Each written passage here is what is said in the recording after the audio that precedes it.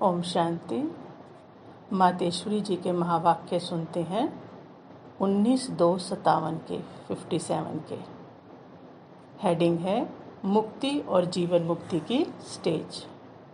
ओम शांति। मुक्ति और जीवन मुक्ति दोनों स्टेज अपनी अपनी हैं। अब जब हम मुक्ति अक्षर कहते हैं तो मुक्ति का अर्थ है आत्मा शरीर के पाठ से मुक्त है।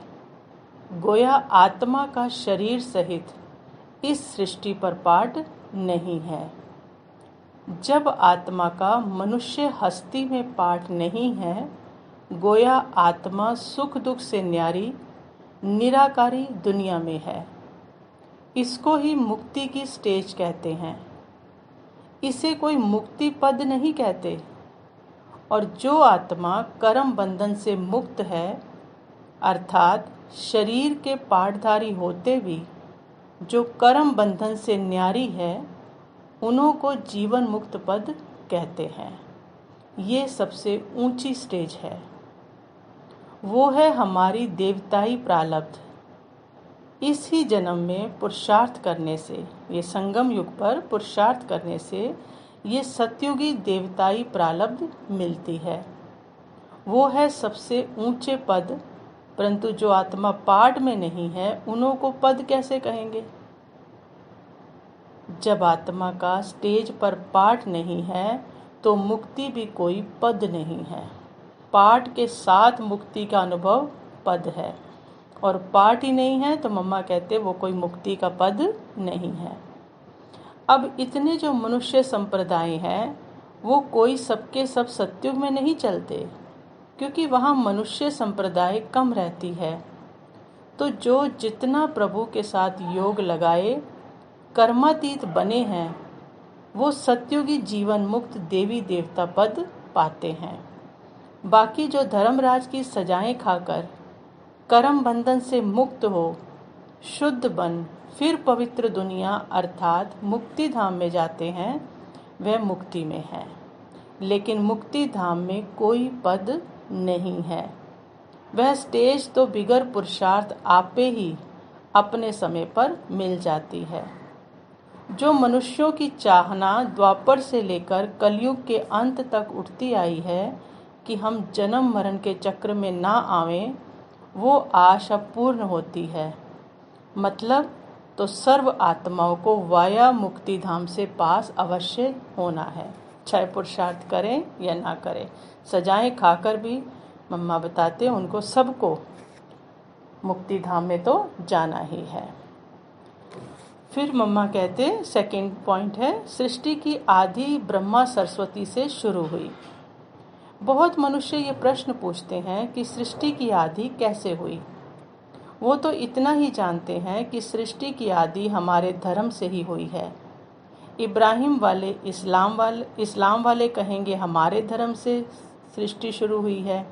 क्रिश्चियन फिर अपने समय पर सृष्टि की आदि समझते हैं। बौद्धि फिर अपने धर्म से आदि समझते हैं। और मुस्लिम कहेंगे हमारे धर्म से आदि हुई है। और भारतवासी फिर अपने धर्म से आदि समझते हैं। फिर दिखलाते हैं सृष्टि के आदि में आदमी कैसे बनाए हैं। शुरू में पहले हड्डियों से आदमी बनाया गया। फिर ऐसे दिखलाते हैं कि पहले हवा थी, फिर उसमें श्वास बनाया गया, फिर लंग्स बनाई, फिर मनुष्य बना। ऐसे ही पहला आदमी बना, बाद में सारी सृष्टि पैदा हुई।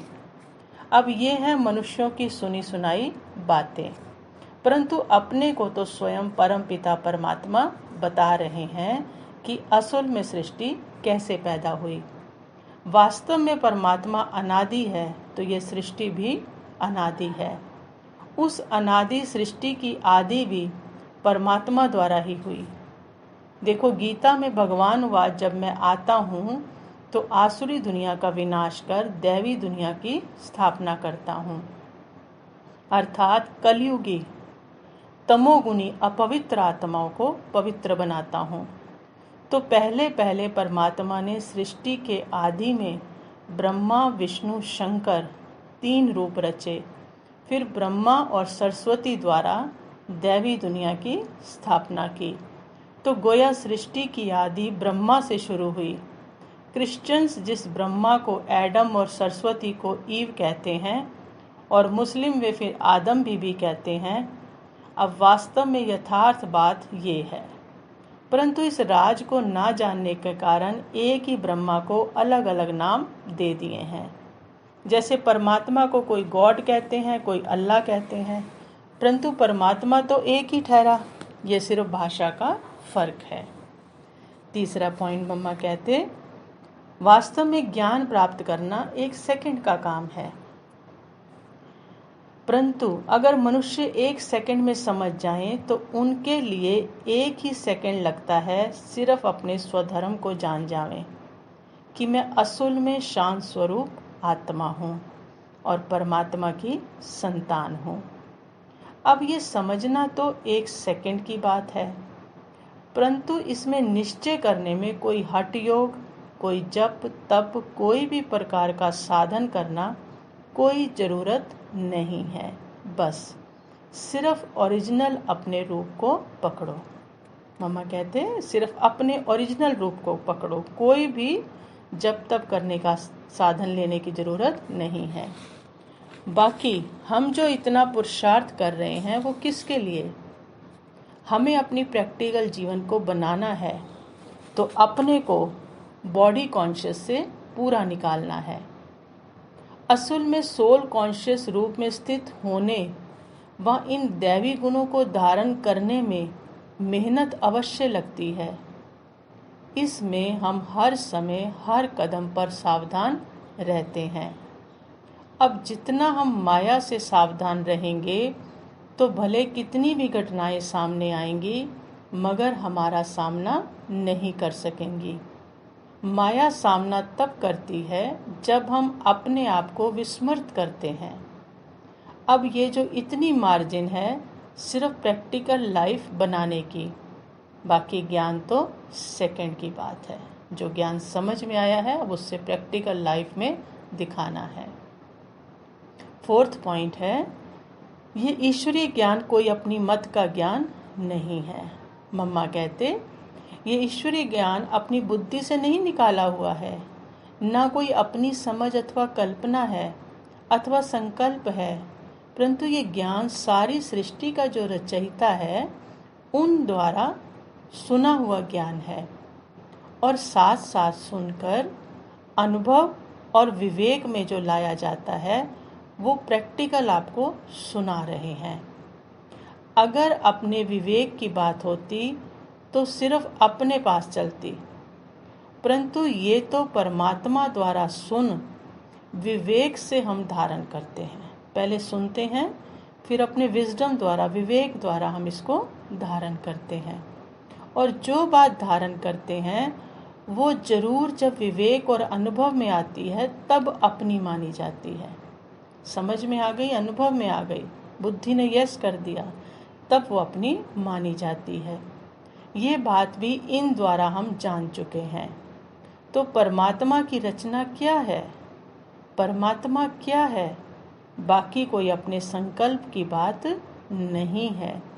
अगर होती तो अपने मन में उत्पन्न होती।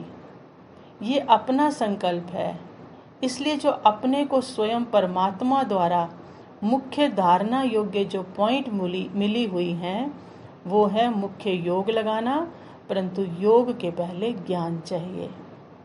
योग करने के लिए पहले ज्ञान क्यों कहते हैं? क्योंकि पहले सोचना, समझना और बाद में योग लगाना। पहले सुनना है, सोचना है उसके बारे में, समझना है उसको, फिर योग लगाना। हमेशा ऐसे ही कहा जाता है, पहले समझ चाहिए, नहीं तो उल्टा कर्म चलेगा। इसलिए पहले ज्ञान जरूरी है। ज्ञान एक ऊंची स्टेज है जिसको जानने के लिए बुद्धि चाहिए, क्योंकि ऊंचे से ऊंचा परमात्मा हमको पढ़ाता है। फिर 5th पॉइंट है, इस ज्ञान की रिजल्ट एक तरफ तोड़ना और दूसरी तरफ जोड़ना। मम्मा कहते ये ईश्वरीय ज्ञान एक तरफ तोड़ना और दूसरी तरफ जोड़ना सिखाता है। एक परमात्मा के संग जोड़ो जिस शुद्ध संबंध से हमारे ज्ञान की सीढ़ी आगे बढ़ेगी। क्योंकि इसी समय आत्मा कर्म बंधन वश हो गई है।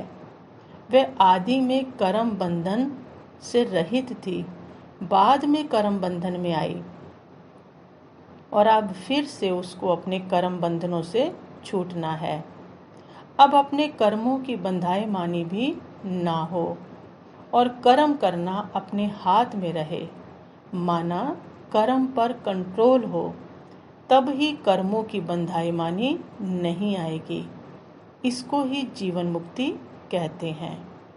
नहीं तो कर्म बंधन में चक्र में आने से सदा काल के लिए जीवन मुक्ति नहीं मिलेगी।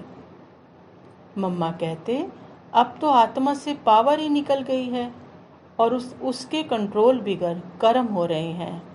लेकिन कर्म आत्मा से होना चाहिए और आत्मा में जोर आना चाहिए और कर्मों को इस स्थिति में आना चाहिए जो कर्मों की बंधाई मानी ना रहे। इतनी आत्मा में ताकत रहे कि कोई ऐसा कर्म ना हो कि उस कर्म के बंधन में हम बंध जाएं। नहीं तो मनुष्य दुख सुख की लपेट में आ जाते हैं, सुख के कर्म की लपेट में भी, उसके प्रभाव में भी और दुख के भी, क्योंकि कर्म फिर उनको खींचता रहता है। आत्मा की शक्ति उस पावर में आती है जो कर्मों के बंधाए मानी में ना आवे। ये है रिजल्ट। कर्मों के सुख दुख के लपेट में जो ना आए तो उससे आत्मा में पावर आती है। इन बातों को धारण करने से सहज हो जाएगा। इस क्लास का मकसद यही है।